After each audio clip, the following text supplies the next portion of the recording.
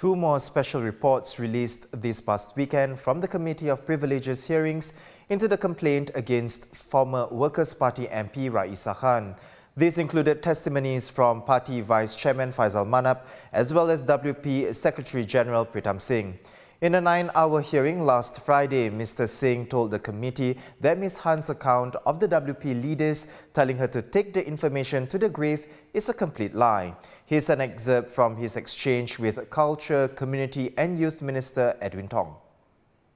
Let me tell you that this is sent on a group chat where Mr Nathan and Ms Low were also present. I understand. And she says, "Hey guys, I just met with Pritam, Sylvia and Faisal and we spoke about the Muslim issues and the police accusation. I told them what I told you guys and they've agreed that the best thing to do is to take the information to the grave. They also suggested that I write a statement to send out this evening." Now, I know you have not seen this message contemporaneously, meaning at that time, but now you've seen her recollection of the meeting that she sent out contemporaneously. Would this be accurate? It would be highly inaccurate. It is a complete lie. Let's break down this statement. First of all, there was a meeting on the 8th of August. Absolutely. Which ended shortly before this message was sent at 12:41 p.m., correct? I would think so. From your recollection? Probably. Okay. And she then steps out and she sends a message with 4 sentences. The first says, "I just met with Pritam, Sylvia and Faisal." That's correct, right? The second is that we spoke about Muslim issues and a police accusation. That's also correct, right? That is correct. The third sentence, "I told them what I told you guys and they've agreed that the best thing to do is to take the information to the grave." The second half of that sentence, you would disagree with, I assume. Yeah, because I don't know what the first half of the sentence is, and the second half is a complete lie. Okay.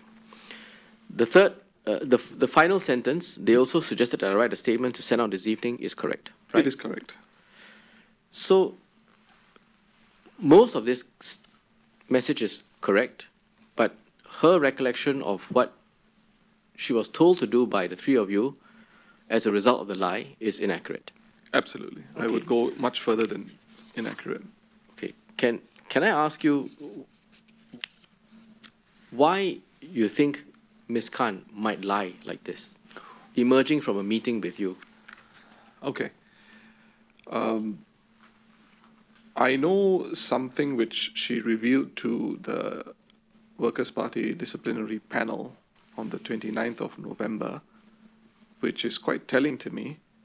And she told the panel that she suffers from disassociation. Now, it was the first time I heard of it. I asked her what disassociation was. She said it's when I talk without thinking. And I asked her, don't you think that's dangerous for an MP? And she said yes. So I'm not bringing this up to suggest anything untoward. All I'm suggesting is it may be helpful for this committee to call for some psychiatric report or evaluation on Ms. Khan. I say that only with the knowledge of what she shared with me on the 29th of November. Could it be a lie to me? It's possible, but yes. If we're talking about culpability and how much and proportionality, I think it may be helpful. Here to further unpack the latest committee hearings is senior political correspondent Tham Yuen-C. Welcome back to the show, Yuen-C. Yuen-C, WP Chief Tham Singh and the party's Vice Chairman Faisal Manap were called in front of the Committee of Privileges late last week. What were the top 3 issues that came out of those hearings? Hi, Haryanto. So many people were waiting to hear from the WP leaders, even though the party had already held a press conference on December 2nd. And I think the Committee of Privileges hearings has definitely shed more light on the saga, though there are still many unanswered questions. So one of the top issues that emerged, of course, is that the party leaders have categorically denied ever asking Ms. Khan to lie. When she went before the committee on December 2nd and 3rd, she told the committee that Mr. Singh, Mr. Faisal and WP Chair Sylvia Lim had asked her to continue with the narrative she started in Parliament. She also provided a WhatsApp message to back up her claim. It was a message she had sent to her WP colleagues to update them on what was said shortly after she met the three party leaders on August 8th. And I think in the message, she said that, the leaders had asked her to take the information to the grave. Mr. Singh has said that this is a complete and utter fabrication. He also told the committee that Ms. Khan may have lied in the WhatsApp message because she suffers from dissociation, which makes one disconnected from reality. He suggested that the committee should send her for psychiatric evaluation. Another thing that has come up is that they seem to have taken no steps at all to get her to correct her false statements from August to October. In fact, I believe Mr. Faisal's exact words were zero and nothing when he was asked if the WP leaders had actually questioned Ms. Khan about the lie or told her what to do about it on August 8th. The two party leaders also confirmed that they did not meet up among themselves or with Ms. Khan to discuss the matter after that meeting all the way until October. There's some suggestion that she had suffered great trauma from her sexual assault, so they didn't want to push her. But also, while the WP leaders have acknowledged that lying in Parliament cannot be tolerated, they ultimately may have felt that Ms. Khan's lie was not all that serious in terms of its impact on the police. This is another of the issues that the hearing has shed light on.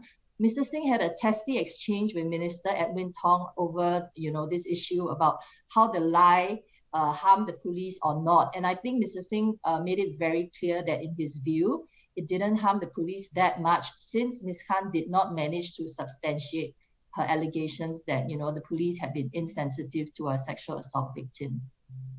Yuen-C, you said some things are still left unanswered.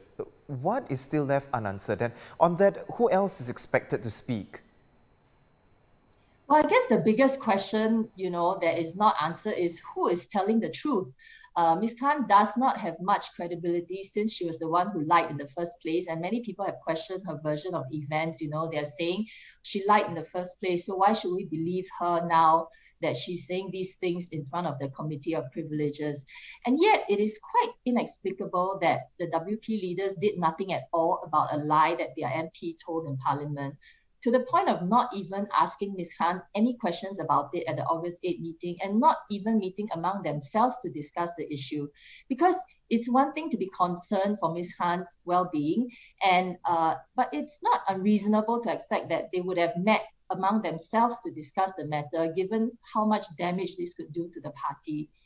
The committee has said that they will also be calling Ms. Lim and Associate Professor James Lim, who is an MP at Sengkang GRC, which Ms. Khan was a part of before she resigned. But I'm not keeping my fingers crossed that the question will be answered, since it's become a bit of a he said, she said thing. And there doesn't seem to be much documentation in terms of phone messages or emails from either side to prove what they've said. Yuen-C, with everything that has happened, does this chain of events expose possible rifts within WP presently and in the future? Certainly, some members have been rather critical of the party leadership online, such as former non-constituency MP Daniel Goh, and the two WP members, Loh Pei Ying and Yudhishthira Nadan, who testified before the committee, also seem to be less than happy with the party leaders' handling of the issue. But since, not everyone has given their testimony, I feel like it's too early to tell how the party members will react eventually. Thank you for the insights. Tham Yuen-C, the Straits Times' senior political correspondent.